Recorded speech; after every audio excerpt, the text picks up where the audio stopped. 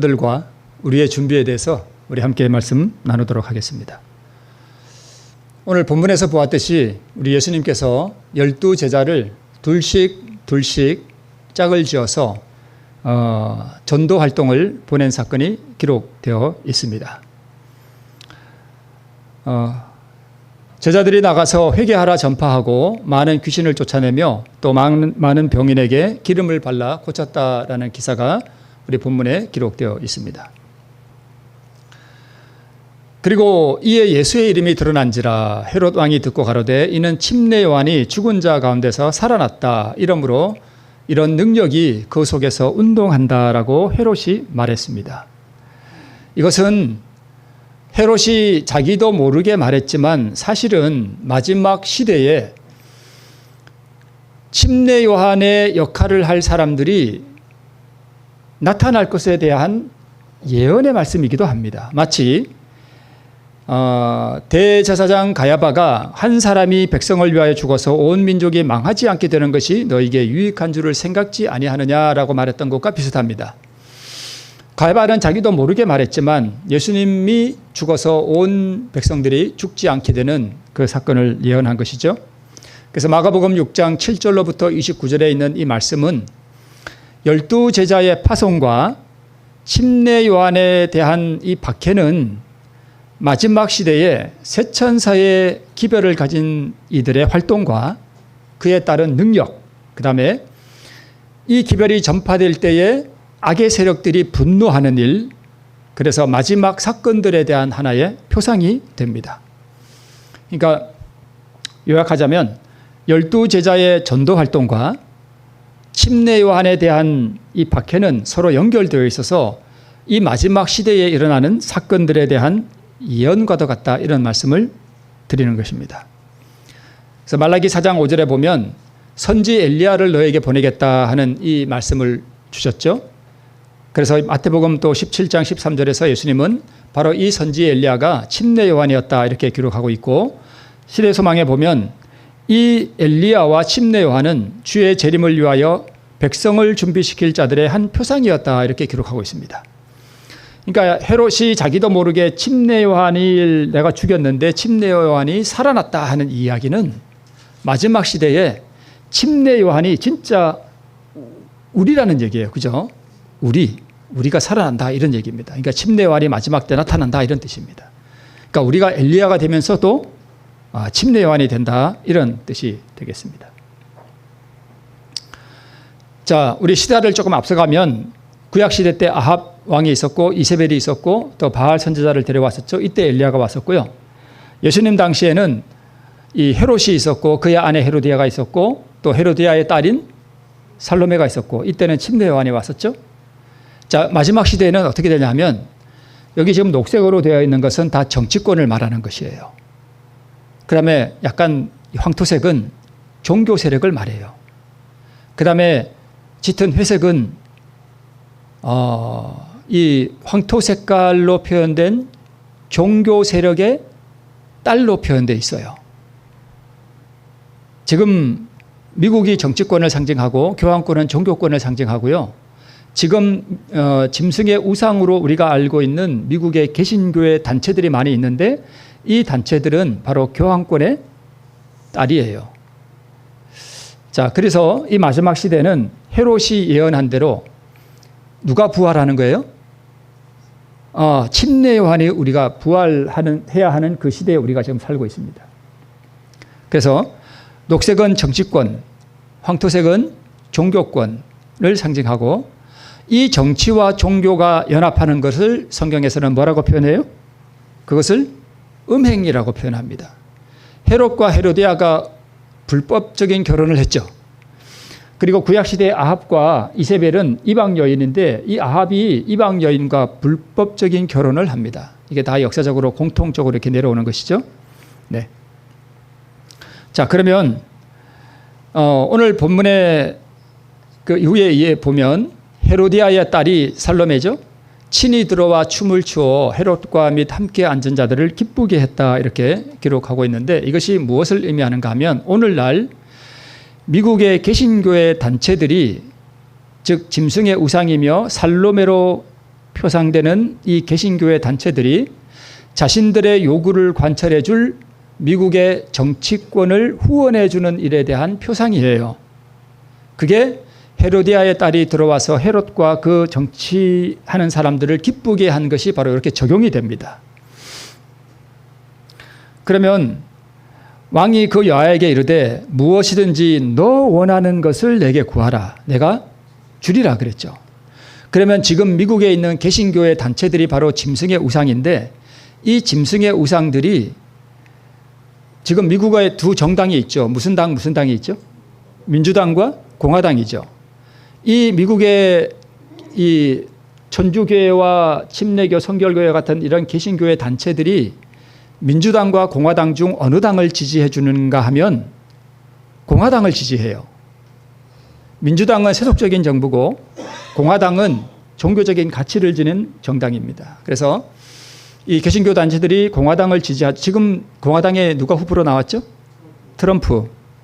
민주당은요? 부통령이었던 해리스가 지금 대선 주자로 지금 지목이 돼서 지금 경선 레이스를 펼치게 됐습니다. 근데 이 개신교의 단체들은 당연히 트럼프를 지지합니다. 그러면 트럼프가 속한 공화당을 지지할 때 이 트럼프는 개신교의 단체들이 자기를 왜 지지해 주는지를 알까요? 모를까요? 알죠. 그래서 그들이 원하는 게 뭔지를 알아요. 트럼프는. 그래서 너 원하는 게 뭐냐? 내가 응답해 주겠다라고 말하는 것입니다. 이 개신교 단체들이 원하는 게 뭐냐 하면 바로 일요일 법령이에요. 지금 미국의 개신교회 단체는 이 미국을 기독교 국가로 만들기 위해서 모든 미국 시민들이 일요일에 교회를 가도록 하는 것이 바로 이 개신교 단체들의 목표입니다. 자, 그래서 세상을 미혹하는 강신술과 또 교황권과 미국의 짐승의 우상으로부터 백성들을 불러내는 이 큰 외침이 12제자가 파송되는 것으로 표상되어 있습니다. 자, 그런데 뭐가 드러났대요? 예수의 이름이 드러났다라고 마가복음에 기록되어 있습니다. 예수의 이름이 드러났다는 것은 예수님의 이름은 그분의 성품이죠. 그분의 영광이죠. 그래서 예수의 이름이 드러났다 하는 이야기는 마지막 때에 침례 요한이 부활하는 이 엘리야가 와서 이 큰 외침을 할 때에 계시록 18장에 그분의 영광이 드러나는 것으로 표상된다고 우리가 볼 수 있습니다. 네.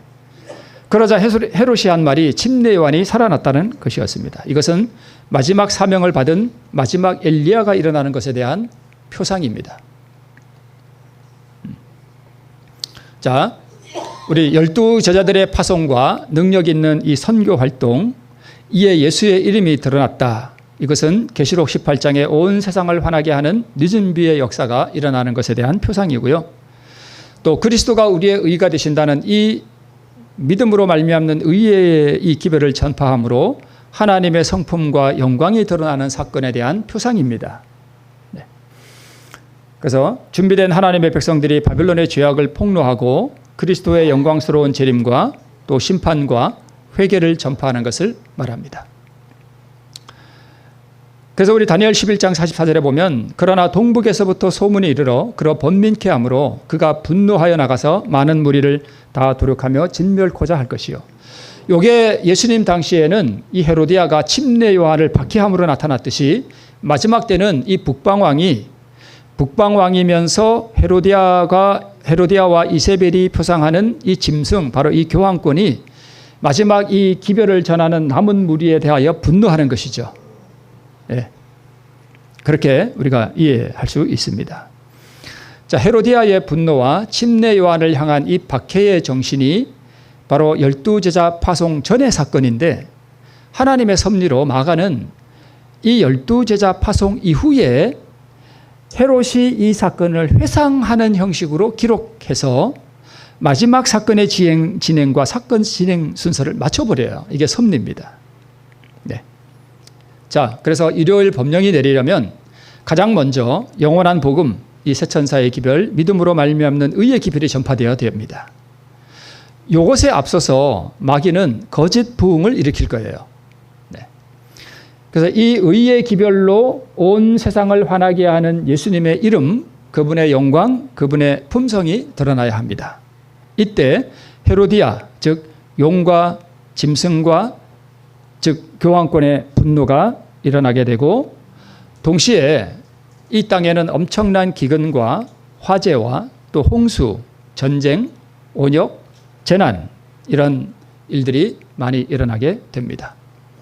그리고 도덕적 타락과 재앙의 원인을 종교에서 찾으려는 그러한 시도가 일어나게 되죠.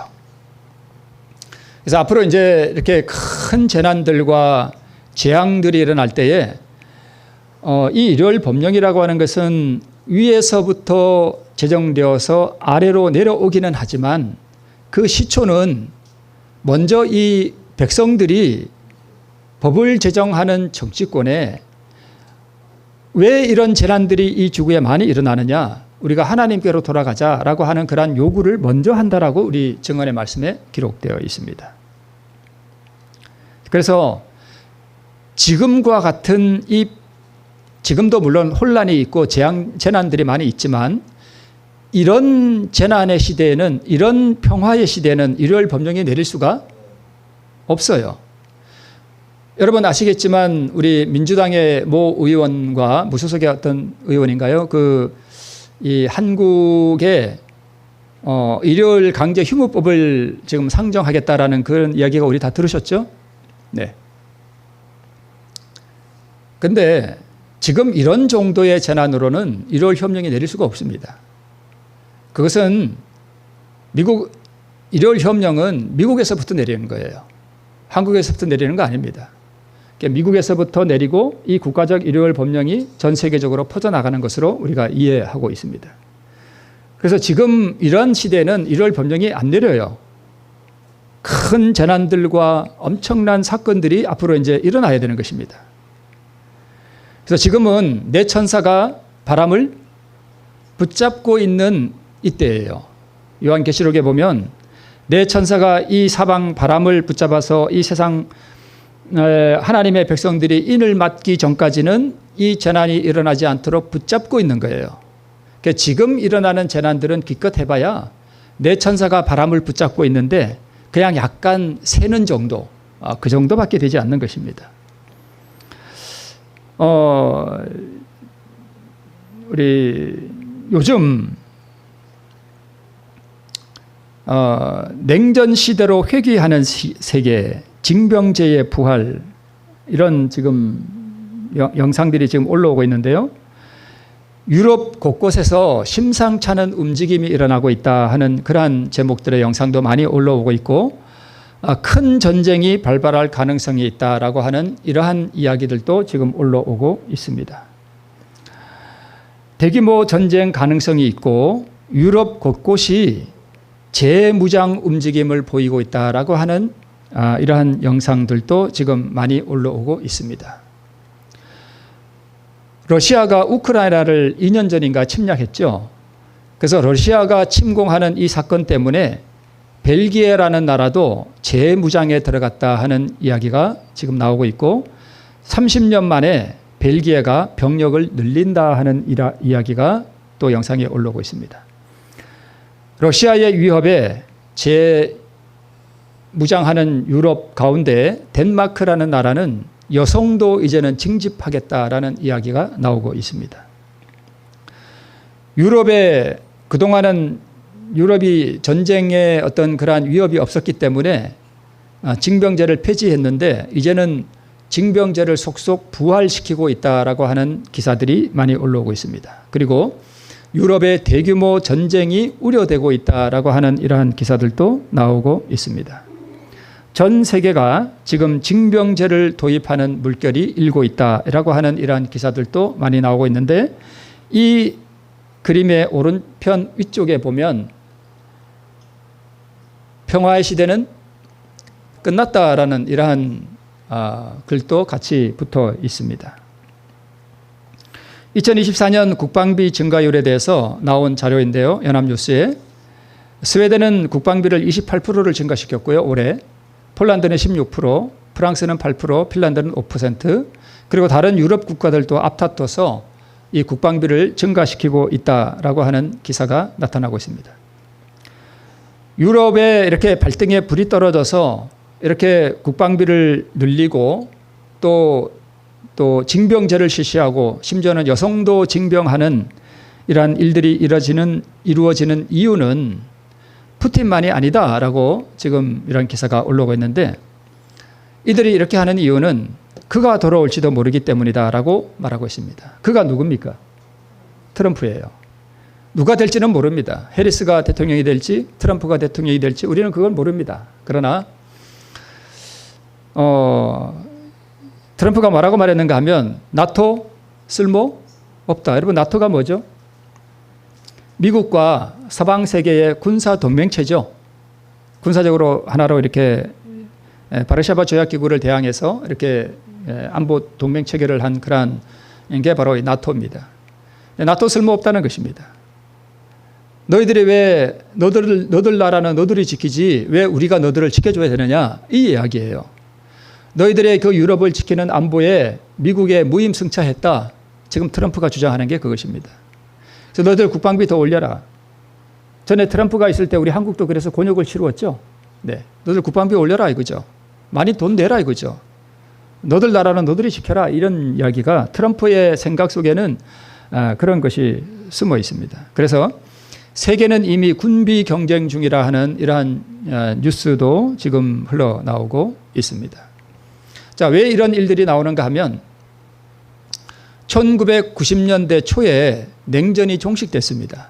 물론 그 이후에도 미국과 이라크의 2차 전쟁이 있었고 이런 것이 있었지만 1990년대 이후에 30여 년간 평화의 시대가 도래했습니다. 전쟁이 별로 없었어요. 그래서 유럽은 군비를 축소시켰습니다. 국방비를 삭감시켰고요. 무기 생산을 감소시켰습니다. 무기를 안 만들었습니다. 왜요? 전쟁의 위협이 없으니까. 그래서 요즘 한국의 K9 자주포나 K2 전차 같은 이러한 이 무기들이 폴란드에 많이 수출되고 유럽에도 많이 수출되고 하는 그 이유가 뭐냐 하면, 한국은 항상 전시체제이기 때문에 언제든지 무기를 만들 수 있는 시스템이 잘 갖춰져 있습니다.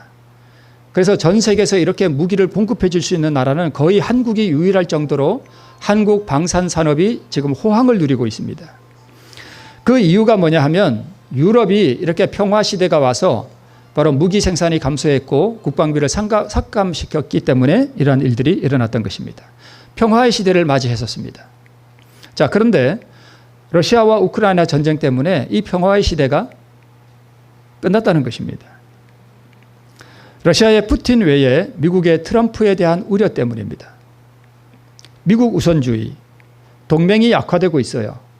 그래서 전에 미국이 유럽을 이렇게 안보를 책임지고 이렇게 방어해주는 그러한 역할도 했고, 또 우리 대한민국도 마찬가지고 대만도 마찬가지고 이러한 일들을 해왔습니다. 그런데 트럼프의 사상 속에는 이런 동맹에 대한 개념이 별로 없어요. 그래서 너희들 나라는 너희가 지켜라. 우리는 너희들 책임지지 않는다 하는 이러한 우려 때문에 지금 전 세계가 군비를 확장시키고 있고 전쟁 준비를 하고 있는 것입니다.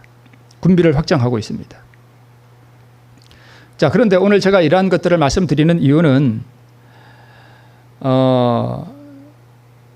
지금 전 세계가 징병제를 돌아가고 국방비를 증가시키고 유럽이 전쟁을 위해서 징병을 하고 또 군비를 확장하는 이러한 일들이 마지막 재림의 어떤 징조로서 내일 모레 무슨 일요일 협령이 일어난다 이런 뜻으로 제가 말씀드리는 것은 아닙니다. 네. 그런데 이것을 말씀을 드리는 이유는 제가 교회증언 1권 268쪽에 있는 이 말씀을 읽으면서 제가 제 생각 속에 뭔가 느낌이 와서 제가 특별히 이 말씀을 좀 드리고자 합니다. 자, 우리 증언에 있는 말씀입니다. 나의 주의는 그 장면에서 다른 데로 끌렸다. 잠깐 동안에 평화가 있는 것처럼 보였다.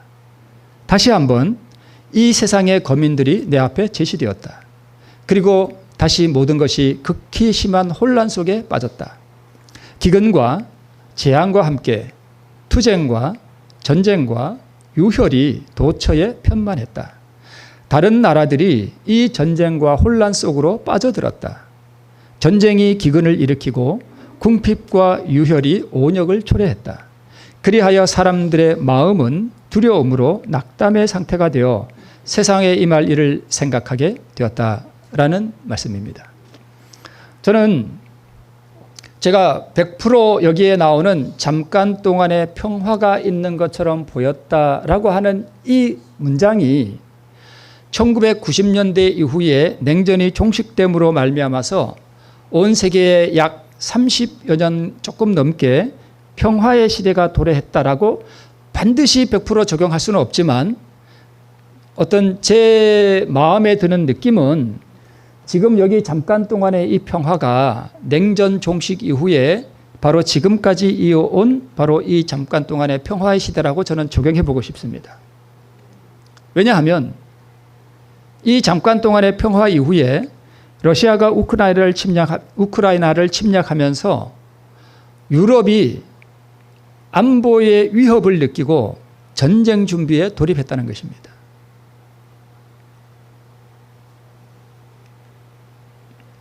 마지막이 가까울수록 더욱더 증가될 환란의 때가 매우 가까이 다가오고 있다. 지금은 낭비할 시간이 없다. 세상은 전쟁의 정신에 휩싸여 있다. 다니엘서 11장의 예언들은 거의 다 성취되고 있다. 앞에서 말씀드렸듯이 지금은 내 천사가 온 세상에 바람이 불지 못하도록 붙잡고 있는 시기이고 언제까지요? 하나님의 백성들이 이마에 인치는 사업이 마치기까지 이것을 붙들고 있다라고 말하고 있습니다. 바람은 무엇을 표상하는가 하면 전쟁을 표상해요. 그러니까 내 천사가 지금 붙잡고 있는 것이 뭐냐 하면 온 세상에 전쟁이 일어나지 않도록 붙잡고 있는 거예요. 그러면 내 천사가 이 바람을 놓으면 어떻게 될까요? 온 세상이 다 전쟁에 돌입할 것입니다. 틀림없이 한반도에도 전쟁이 일어날 거예요. 안 일어난다고 누가 보장하겠습니까? 중국이 대만을 침략할까요? 바람을 놓으면 반드시 침략합니다. 그리고 유럽도 전쟁의 소용돌이 속에 들어갈 것이 분명합니다. 저는 유럽이 다시 군비를 확장하고 국방비를 늘리고 폴란드 같은 경우에 수천 대의 K2 전차를 우리나라에서 사가는 이러한 일들이 바로 이 마지막 전쟁을 위한 준비라고 저는 봅니다. 그래서 계시록 7장 1절에 보니까 이 일 후에 내가 내 천사가 땅 내 모퉁이에 선 것을 보니 땅의 사방에 바람을 붙잡아 바람으로 하여금 땅에나 바다에나 각종 나무에 불지 못하게 하더라. 여기 땅이나 바다나 각종 나무가 곧 뭐예요? 사람들이죠. 사람이에요. 그러니까 이 극한 환란 가운데 있으면 우리가 이 은혜의 준비를 하는 일에 어려움이 오기 때문에 은혜로 지금 붙잡고 있는 것입니다. 마지막 날 사건들 238쪽에 네 큰 천사들이 하나님의 종들의 이마에 인이 쳐질 때까지 이 세상의 열강들을 붙들게 된다. 세상의 나라들은 전쟁을 열망하고 있다. 지금 특히 중국 같은 경우에는 대만을 치려고 하는 그러한 일들이 지금 우리가 잘 알고 있지 않습니까? 그러나 그들은 천사들에 의하여 제지를 당하고 있다. 이 제지하는 능력이 제거되면 환난과 고통의 때가 올 것이다. 치명적인 무기들이 발명될 것이다. 사람을 실은 배들이 큰 바다에 매몰될 것이다. 라고 말씀하고 있습니다.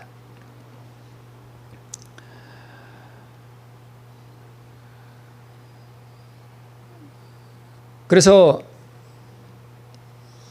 마지막 큰 전쟁을 위해서 유럽이 저는 마지막 전쟁 준비에 돌입한 것이 아닌가 이렇게 생각이 됩니다. 이제 이 잠깐 동안의 평화는 이제 곧 종말을 구할 것으로 보입니다. 말하자면 한순간만이 아직 남아있다. 이미 민족이 민족을, 나라가 나라를 대적하여 일어나고 있을지라도 지금은 전면적인 교전이 없다. 지금은 뭐가 없다고요? 전면적인 교전이 없다. 즉 나라가 나라를, 민족이 민족을 대항하여 일어나는 큰 전면적인 전쟁이 지금은 없다는 거예요. 아직까지는. 네. 그러면 이게 무슨 얘기예요? 앞으로 온 세상의 나라들이 전쟁에 휘말리는 전면적인 교전의 날이 온다는 얘기예요. 네. 하나님의 종들의 이마에 인이 쳐지기 전에는 아직 내 바람이 붙들려 있다.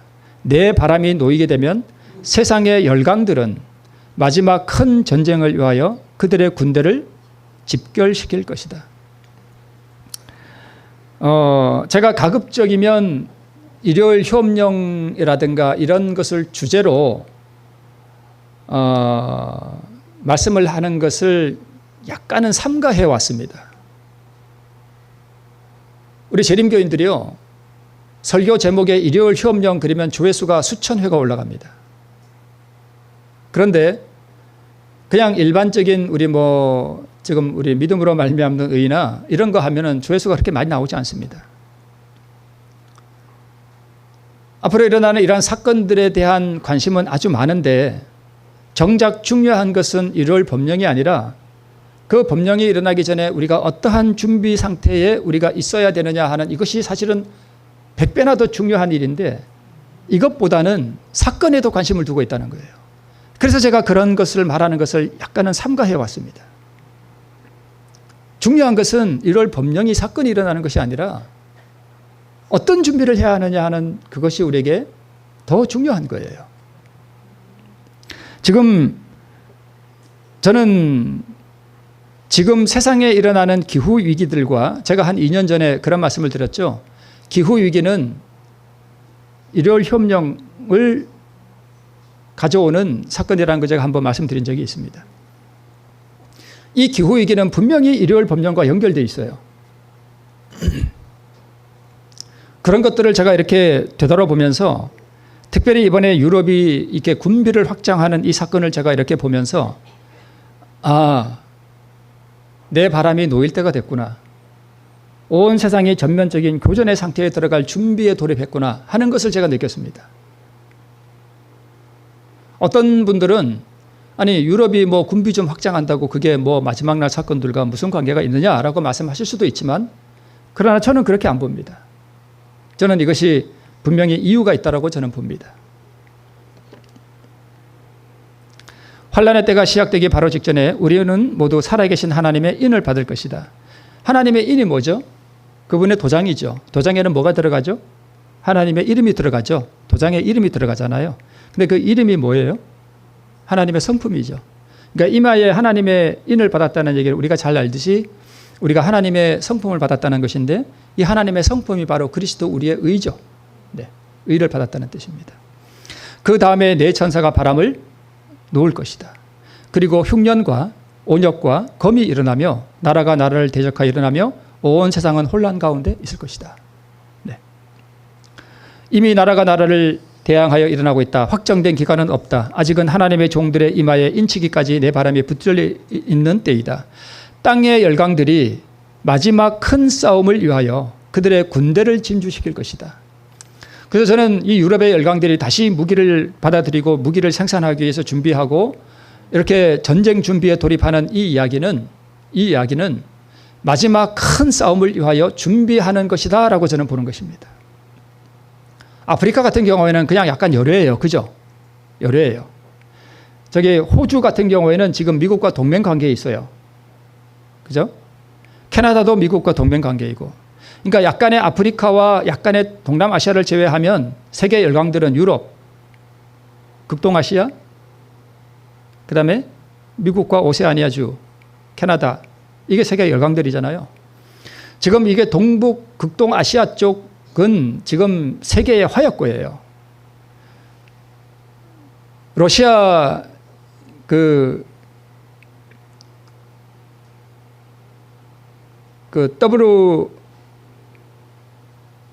WFP라고 하는 그 세계 군사력을 평가하는 기관이 있거든요.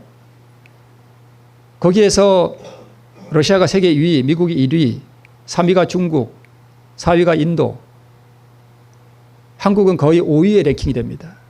한국의 군사력이 정말 막강해요. 그다음에 일본, 세계의 모든 이 군사력들이 지금 사실은 극동아시아에 지금 밀집되어 있습니다. 엄청나게 위험한 땅이에요. 극동아시아는 이 무기들이 지금 집결되어 있습니다. 근데 어디가 약간 평화의 시대가 왔는가 하면 유럽이었어요. 근데 유럽이 다시 재무장에 들어갔다라고 하는 이야기는 이 온 세계가 다시 한번 전쟁을 위한 큰 마지막 전쟁을 위한 준비에 돌입했다라고 저는 그렇게 읽혀졌습니다.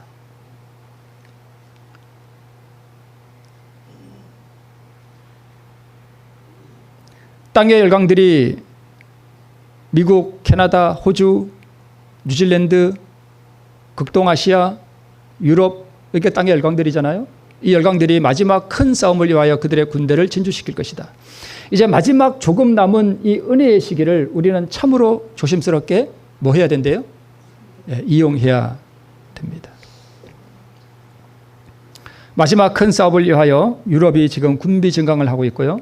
평화 시대가 끝났습니다. 유럽은 군비를 증강하고 있고,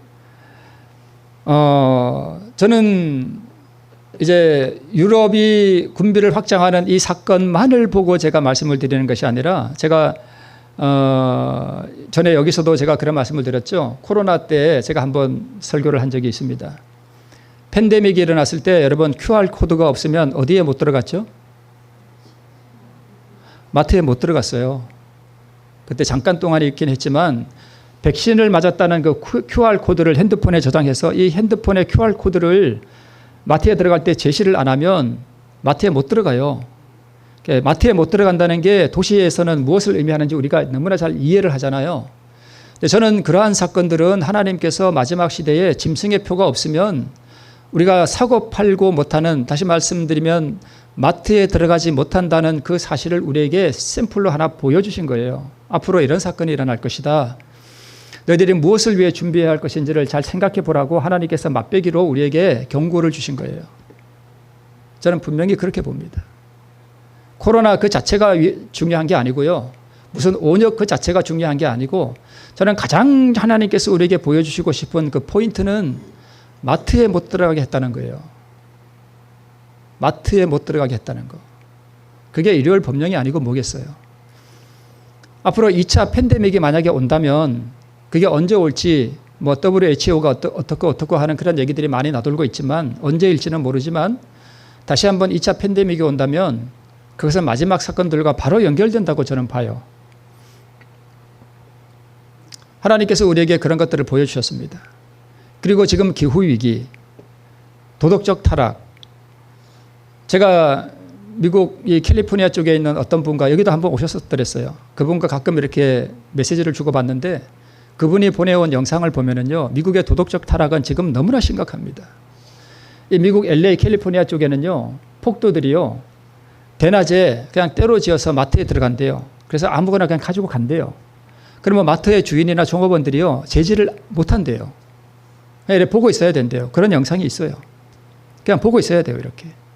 만약 그들을 때리거나 그러면 강도가 감옥 가는 게 아니라 마트 주인이 감옥을 가요. 지금 세상이 미쳐 돌아가고 있습니다. 그리고 만약에 강도가 감옥에 가잖아요. 그냥 다 풀어준대요. 완전히 미쳤어요, 지금. 우리나라 미디어에 그런 거 안 나와요. 지금 미국이 도덕적인 타락, 성적 타락 너무너무 심각합니다. 이러한 일들이 더 크게 벌어질 때에 결국은 이 도덕적 타락, 그 다음에 기후위기, 팬데믹, 그 다음에 전쟁의 위협 같은 이런 것들이 일요일 협령을 불러오지 않겠어요? 은혜의 시기가 끝날 때 그것은 갑자기 예기치 않게 우리가 전혀 얘기하고 있지 않을 그때 올 것이다. 여러분, 일요일 협령은요, 우리가 전혀 생각지 못할 때에 올 거예요. 그러나 우리는 오늘 하늘의 깨끗한 기록을 간직할 수 있고 하나님이 우리를 받아주시는 것을 알 수 있다라고 말씀하고 있습니다. 마지막은 사람들이 얘기하는 것보다 속히 올 것이다. 얘기가 뭔지 아시죠? 이 말하는 얘기 말고요. 미리 기대하는 그거 말씀이죠. 얘기. 그러니까 사람들이 일요일 협령 뭐 언제쯤 올 거다라고 하는 것보다 더 빨리 온다는 거예요. 네. 밤의 이상 중에 매우 감명 깊은 장면이 내 앞으로 지나갔다. 나는 거대한 불덩이가 어떤 아름다운 저택들 사이에 떨어져 순식간에 그것들을 태워버리는 것을 보았다. 나는 어떤 사람이 말하는 것을 들었다. 우리는 하나님의 심판이 지상에 다가오고 있는 것을 알았지만 이렇게 빨리 올 줄은 몰랐다. 그러자 다른 사람들이 고통스러운 음성으로 말했다. 그대들은 알고 있었다고? 그렇다면 왜 우리에게 알려주지 않았는가? 우리는 전혀 몰랐다. 사방에서 이 같은 비난의 말을 하는 것을 나는 들었다라고 우리 교회 증언 국언에 기록하고 있습니다. 여러분 요즘 그 기후위기에 관한 뉴스 많이 보시죠? 네, 지금 중국은 홍수가 나서 지금 난리고요.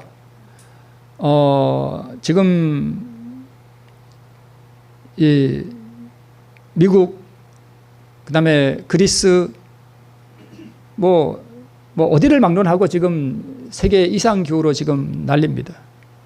보고도 믿기지 않을 이상 기후가 지금 많이 일어나고 있습니다. 이상 현상 공포가 덮쳤다라고 말하고요.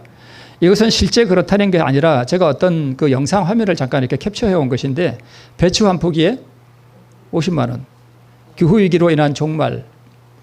여러분 반드시 이런 날이 옵니다. 하나님께서 왜 자급자족을 하라 그랬냐면 우리가 자급자족을 하지 않으면 마트에 못 들어가는 것은 고사하고 마트에 들어가도 배추 한 포기가 50만 원 할 수 있어요. 기후위기로 이런 것들이 공급이 되지 않으면 여러분 배추가 예를 들어서 우리나라의 배추가 예를 들어서 100톤이 공급돼야 되는데 50톤만 공급된다 그래도 50만 원 갑니다.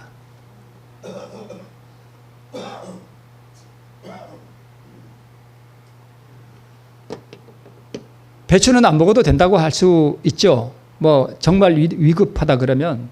근데 쌀은 어떻고 또 우리가 살아가는 데 필요한 그런 것들은 그 값이 천정부지로 뛰어오를 수 있습니다.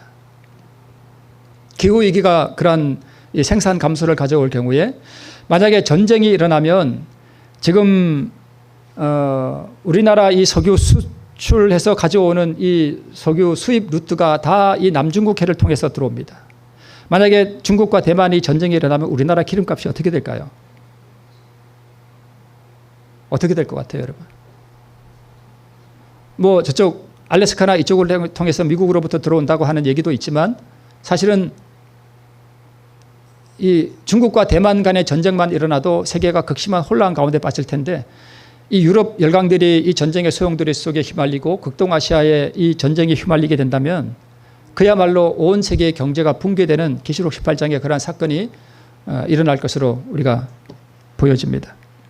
그리고 우리가 잘 알듯이 지금 이 상태로 지구가 계속 뜨거워지면 마지노선이 우리 코앞에 다가왔다는 것입니다. 곧 기후지옥이 시작될 것이라고 하는 이러한 경고가 지금 우리에게 나오고 있는데 결국은 이 기후위기도 그 기후위기 자체가 지금 문제가 아니라 이것들이 가져올 수 있는 어떤 그런 식량 생산의 감소 이런 것도 문제이지만 이 기후위기를 일으키는 주범이 사실은 온실가스 때문만은 아닌데 물론 그것도 영향이 있겠지만 사실은 태양 활동과 깊은 관계가 있습니다. 그래서 우리 마지막 7 재앙 때 보면은 태양이 힘을 받아가지고 사람들을 막 태운다 하는 그런 7 재앙이 있잖아요. 그래서 저는 이러한 그 일들을 보면서 마지막 7 재앙이 아직 내리지는 않았지만 그 전조를 우리가 보고 있는 것이 아닌가 하는 그런 생각도 듭니다. 근데 이 문제는 이 기후 위기로 말미암아서 지구의 온도가 올라가는 그 자체가 문제가 아니라 이 기후 위기의 원인이 온실가스 때문이다. 즉 우리가 자동차 기름 떼고 석탄 떼고 해서 우리가 발전하고 하는 이러한 우리 일상적인 삶 때문에 온실가스가 많이 나오기 때문에 기후가 위기가 오고 이렇게 재앙이 내리니까 뭘 줄이자? 온실가스를 줄이자. 이산화탄소를 줄이자. 어떻게 줄일 수 있느냐? 어떻게 줄일 수 있을 것 같아요? 어떻게 줄이죠? 자동차 덜 타면 되나요? 전기 좀 덜 쓰면 되나요? 우리가 잘 알듯이 이게 어디로 갈까요? 전 세계 산업계에 일주일 중에 하루를 쉬어라. 그리로 연결된다는 것입니다. 우리가 잘 알고 있듯이. 이 기후위기는 이렇게 호들갑을 떠는 모든 이유와 그 종결점은 일요일 협력이에요. 하루 쉬라는 거예요. 모든 산업을 폐쇄하라는 것입니다. 그래서 우리는 유럽 열강들이 다시 군비 확장에 들어가고 마지막 전쟁을 위한 준비에 돌입했다는 사실과 또 지난번 있었던 이러한 코로나 사태와 QR코드 마트에 못 들어가는 이러한 사건들과 그다음에 이 기후위기가 이렇게 극심하고 날이 갈수록 더 극심해지는 이러한 현상들을 보면서 이 모든 사건들이 지금 어디를 향해 가고 있는가라고 하는 것을 우리가 지금 보고 우리는 더 이상 지금까지 살던 우리의 삶의 모습과는 전혀 다른 그러한 삶의 태세로 우리가 돌입해야 할 것을 지금 우리에게 촉구하고 있는 것입니다. 결국은 온실가스를 감축하기 위해 일주일 중 하루를 쉬게 할 것입니다. 기후위기의 목적은 일요일 법령의 강요로 이어진다라고 하는 것을 우리가 보게 됩니다.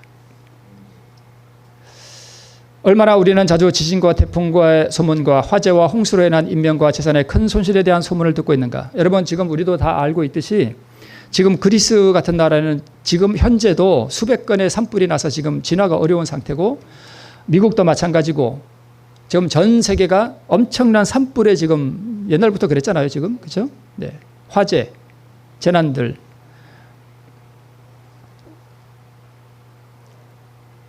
표면상으로는 이 재난들은 인간이 전혀 제어할 수 없는 혼란스럽고 무질서한 자연의 힘의 변덕스러운 돌발 사건인 것처럼 보이나 그 가운데서 하나님의 모든 목적을 읽을 수 있다. 그것들은 하나님께서 남녀들로 하여금 위험을 느끼도록 각성시키는 매개물들이다. 여러분 우리는 이 사건들을 보면서 우리는 지금 뭐 해야 되는 거예요? 각성해야 되는 것입니다. 깨어 일어나야 되는 거예요. 지금 캐나다 수백 건 산불 이게 최근 뉴스예요. 캐나다. 자, 그러면 침례요한이 살아난다는 것은 무엇인가? 믿음으로 구속주를 바라봄으로 요한은 자아 포기의 수준에까지 이르렀다. 그는 사람들을 자기 자신에게로 이끌고자 노력하지 않고 그래서 여러분 마지막 이 기별자들이 사람들을 자기에게로 끌어모으려고 하는 것은 그건 잘못된 것입니다. 하나님의 성령에 감동된 마지막 기별자들은 사람을 자기에게로 끌려고 하지 않습니다. 그 자신은 광야에 있는 하나의 소리, 하나의 외침에 불과하였다라고 침례요한이 말했고 그는 아름다우신 왕을 바라볼 때 자신을 잊어버렸다. 자기 자신의 부족과 무가치함을 느꼈다라고 기록하고 있습니다. 그러면 침례요한이 살아나야 되는데 이 마지막 때에 이러한 경고의 기별을 우리가 앞에 두고 우리가 각성하고 이렇게 해야 되는데 이 침례요한과 엘리야가 참 비슷한 면이 있어요. 그게 뭐냐 하면 자아를 잊어버렸다는 거예요. 자신의 무가치함을 깊이 느꼈다는 거예요. 자아를 완전히 굴복시켰다는 것입니다. 엘리야가 자아를 완전히 굴복시키고 자기가 아무것도 아니라고 하는 사실을 뼈저리게 느꼈을 때 비가 왔다고 하는 이 사실을 우리가 기억해야 합니다. 12제자가 나가서 큰 능력을 하나님께서 그들에게 주신 그 능력이 바로 뭐냐 하면 그거예요. 그게 엘리야 시대에 비가 왔던 것으로 표상할 수 있습니다. 언제 비가 왔느냐? 엘리야가 자기가 아무것도 아니라고 하는 사실을 깊이 느끼고 자기 자아가 완전히 굴복시켰을 때 그때 큰 능력이 임했습니다. 지금 우리가 침례요한이 살아난다는 경험이 바로 우리가 그런 경험 가운데로 들어가야 한다는 것을 우리에게 말해주는 거예요. 많은 분들이 지금 제가 아는 분들이 작업자족을 위해서 시골에 땅을 구하기 위해서 지금 이렇게 다니는 것을 알고 있는데 그게 만약에 자기 자신만의 어떤 작업자족을 위한 것이라면 그런 신앙은 무가치한 신앙이에요. 의를 가졌다는 것은 그리스도의 마음을 받았다는 것이고요. 다른 영혼을 구원하고 전도 활동을 하는 데 대한 부담을 가지고 있지 않다면 그 신앙은 무가치한 것입니다. 다른 영혼에 대한 부담감, 이 기별을 알지 못하고 있는 사람들에게 어떻게 이 기별을 전할 것이며 저들을 어떻게 구원할 것이냐 하는 그런 영혼에 대한 부담이 없는 사람들은 의가 없는 사람들이에요. 하나님의 의를 가진 사람들은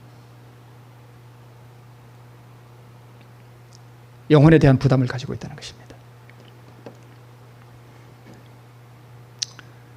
오늘 본문에 보면 예수님께서 12제자에게 말씀하시기를 지팡이 외에는 양식이나 주머니나 전대의 돈이나 아무것도 가지지 말고 신만 신고 두 벌 옷도 입지 말라고 말씀하셨습니다.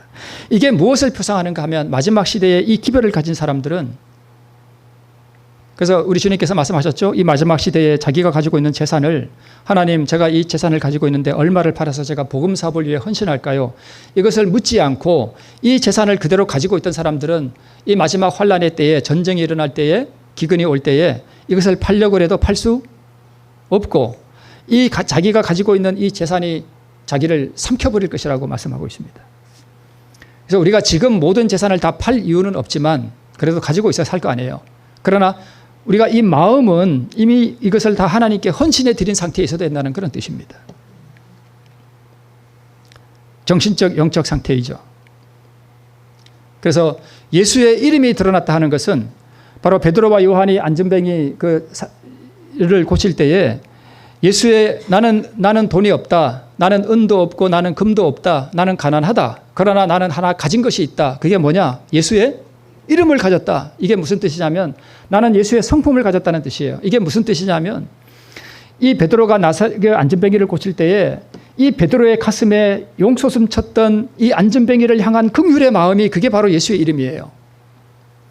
이 베드로가 이 안전뱅이를 얼마나 긍휼히 여기고 얼마나 불쌍히 여겼는지 바로 예수의 심장을 가졌다는 뜻이에요. 그게 예수의 이름이에요. 그래서 예수의 이름이 드러났다는 것은 오늘날 이 12제자가 나가서 복음을 전할 때에 예수의 이름이 드러났다는 것은 오늘 우리가 다시 부활한 침례 요한으로서 우리 가슴에 이 예수 그리스도의 예수님의 이름을 가져야 한다는 그 뜻입니다. 이게 침례 요한이 살아난다는 의미입니다. 그래서 오늘 우리의 가슴 속에 자급자족을 위하여 자기만이 먹고 살기 위해서 시골 땅을 구한다는 것은 무가치한 신앙이라고 말씀드린 이유가 그거예요. 하나님의 이 긍휼의 마음을 가지고 다른 사람들의 영혼을 구원하고자 하는 이 불타는 긍휼의 마음이 없으면 그 사람은 하나님의 인을 받는 게 아니에요.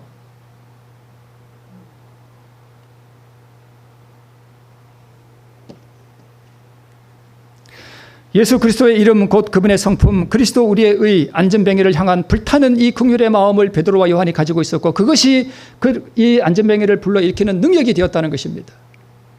오늘 이 마지막 이 부활하는 이 침례 요한이 바로 이 능력을 가져야 된다는 것입니다. 스스로 우리가 만들어내는 것이 아니라 우리가 주님께로부터 그런 능력을 받을 수 있는 준비를 가지고 있어야 한다는 것입니다. 엘리야의 경험이죠. 자신의 마음을 살펴볼 때 자신은 점점 어떻게 해요?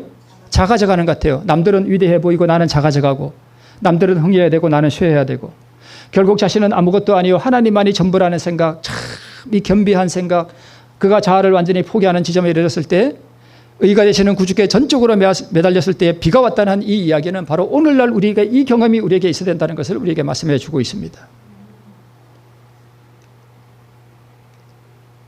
자아가 없어진 엘리야, 자신은 아무것도 아님을 깊이 경험한 엘리야, 하나님만이 나의 전부라는 생각, 하나님에 의해 전적으로 매달린 엘리야, 그때 비가 왔습니다. 늦은 비가 내리는 것에 대한 표상입니다.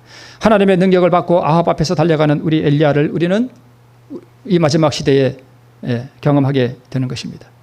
예수님의 사랑의 마음으로 가득함, 타인을 향한 긍휼의 마음으로 충만한 상태, 자신에 대하여는 무가치하게 느끼고 남을 남보다 더 낮게 여기고 자신에 대하여는 죽고 예수님의 복음을 위하여 헌신하는 마음으로 우리가 지금 준비되어 있어야 한다는 사실을 우리가 알고 있습니다. 믿음으로 그리스도 우리의 의를 경험하는 것을 말합니다.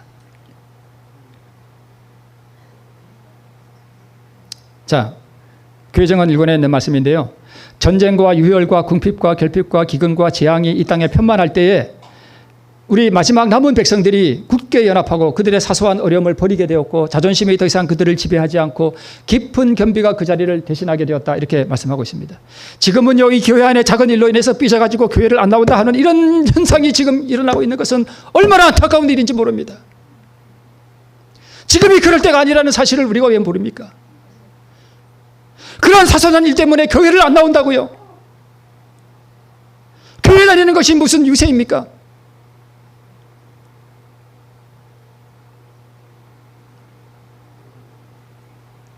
가슴을 찢는 이 고뇌의 기도가 올라가야 할 이 어려운 시대에 이런 사소한 일들 때문에 교회가 불화를 일으키고 교회가 어려움에 빠진다고 하는 것은 하나님이 보시기에 이게 얼마나 안타까운 일이에요.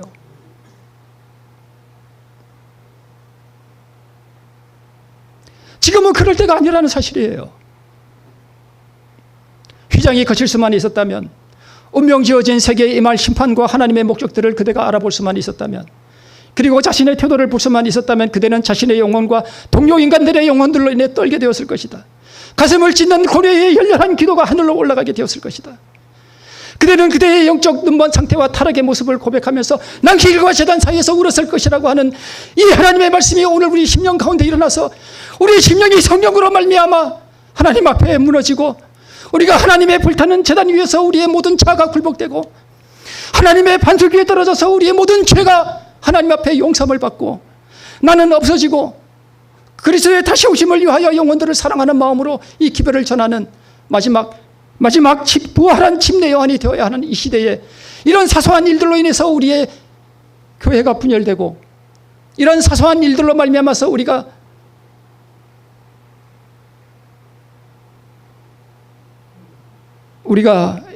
이런 모습을 보인다는 것은 이 마지막 시대에 이 은혜의 시기가 잠깐 남아있는 오직 한순간만이 남았다라고 하는 이 위기의 시대에 지금 우리는 이럴 때가 아니라는 것입니다.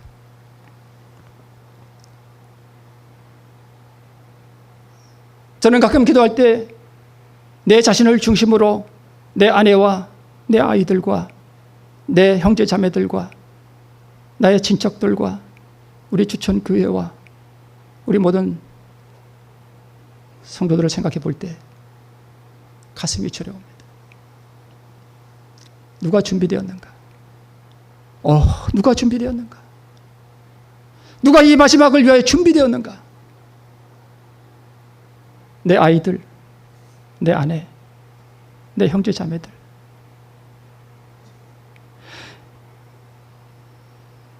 이 복음을 모르는 사람들과 준비되지 못한 상태에 있음을 알고 있는 내 이웃 사람들을 생각할 때에 우리의 가슴에서 이 가슴을 찢는 고뇌의 열렬한 기도가 우리가 하늘로 올라가야 이 귀한 시대에 이 은혜의 시대에 나는 무엇을 생각하며 살고 있는가? 나는 무엇을 위해 살고 있는가? 나는 나의 영적 눈먼 상태에 대하여 내 심령을 살피고 있는가? 아니면 다른 사람의 허물을 지금 찾고 있는가? 나의 영적 눈먼 상태와 타락의 모습을 고백하면서 아버지여 나를 용서하옵소서.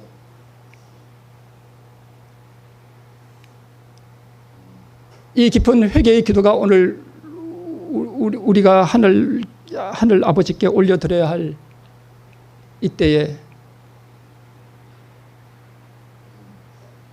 나의 영적 상태는 어떠한가? 우리가 우리 자신을 돌아봐야 할 것입니다.